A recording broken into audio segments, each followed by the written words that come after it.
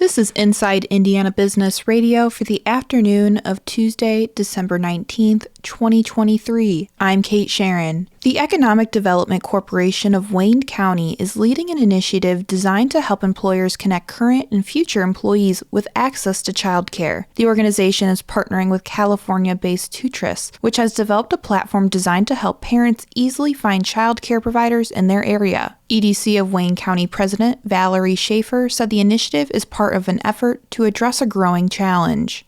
As an economic development corporation, part of our job is to help mitigate challenges within the community, and that's primarily by supporting our employers, but also finding ways in which we can enhance our workforce participation rate. 7 Wayne County companies have signed on to the Child Care Benefit Initiative, which will initially provide financial support for the first 1,700 full-time employees who wish to take advantage of the platform. Schaefer said more employers are already coming on board to the initiative, though they are not being named publicly. She said the EDC's hope is to have as many employers involved and a high percentage of the workforce having access to the platform. For the 7th year in a row, Indiana has set a record for committed capital investments made by companies doing business here, according to the Indiana Economic Development Corporation. But not every project the job creation agency included in that total has actually been announced. The IEDC said it secured $28.7 billion in new capital expenditures in 2023, a 29% increase over the $22.2 billion from the previous year. The IEDC declined to provide IBJ with the full list of the 208 projects that are included in the agency's calculations because, quote, some have been announced and some haven't been, IEDC spokesperson Aaron Schweitzer said. Included in the final tally is one of 2 advanced manufacturing projects first disclosed last week in the agenda of the State Budget Committee, a panel made up of lawmakers and the state budget director that reviews large spending requests from state agencies. Community Health Network has agreed to pay the United States government $345 million to settle allegations that it engaged in a years-long scheme to recruit physicians and pay them huge salaries and bonuses in return for downstream referrals on medical procedures. The U.S. Department of Justice said Tuesday the agreement settles allegations that senior management at Community Health recruited hundreds of local physicians as far back as 2008 and paid them salaries that were significantly higher, sometimes double, than what they were receiving in their own private practices. Community submitted an unspecified number of claims to Medicare for services that resulted from the unlawful referrals, the Justice Department said. That violated a federal statute known as the Stark Law, which prohibits hospitals from billing for certain services referred by physicians with whom the hospital has a financial relationship unless the physician's compensation are consistent with fair market value and not based on the value or volume of their referrals to the hospital. From the number one source for Indiana business news, this is Inside Indiana Business Radio.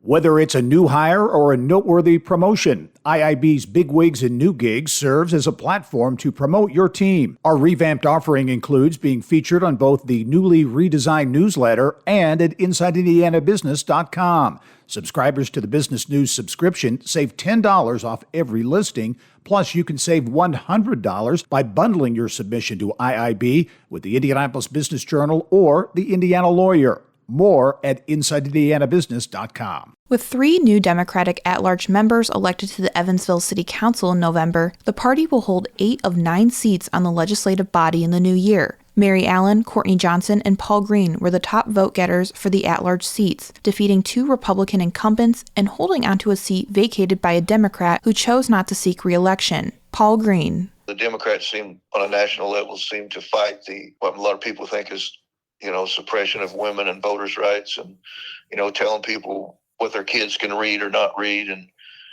trying to change history and all that stuff. I think people are just tired of that. Most of the people that run and hold office locally are people that live in the community and care about the community and make decisions based on what's best for the community. Democrat or Republican. It's just a difference of opinion. Evansville also elected a Democratic mayor, Stephanie Terry, who will succeed 3-term Republican Mayor Lloyd Wienecke. He opted to not seek re-election. 2 newly hired executives at the ports of Indiana will lead its new business endeavors, expanding cargo capacities and rail projects. Ian Hurt will oversee targeted cargo development, including new container shipments. Matt Service will seek to expand rail development at the state's 3 ports. A financial services company originally founded in Fort Wayne, which still has a major presence in the city, is selling its wealth management business. Lincoln Financial Group says the deal with Phoenix-based Osaic Incorporated is expected to provide $700 million in capital for Lincoln upon closing. Lincoln Financial, now headquartered in Radnor, Pennsylvania, says the sale includes its 2 independent broker-dealer and registered investment advisory firms, Lincoln Financial Advisors Corporation and Lincoln Financial Securities Corporation. The 2 entities have a national network of about 1,450 financial professionals, though it was not stated if any jobs would be affected by the sale. However, Lincoln's home office employees who support the wealth management business will transition to Osaic. Google has agreed to pay $700 million and make several other concessions to settle allegations that it had been stifling competition against its Android App Store, the same issue that went to trial in another case that could result in even bigger changes. Although Google struck the deal with state attorneys general in September, the settlement's terms weren't revealed until late Monday in documents filed in San Francisco's federal court. The disclosure came a week after a federal court jury rebuked Google for deploying anti-competitive tactics in its Play Store for Android apps. The settlement with states includes $630 million to compensate U.S. consumers, funneled into a payment processing system that state attorneys general alleged drove up prices for digital transactions within apps downloaded from the Play Store. The store caters to the Android software that powers most of the world's smartphones. Langham Logistics CEO Kathy Langham is this week's guest on the Business and Beyond podcast with Gary Dick, presented by PNC, a weekly conversation with high-profile Hoosiers in business, sports, entertainment, and beyond. Available now from your favorite podcast provider. I'm Kate Sharon for Inside Indiana Business, Radio on Demand.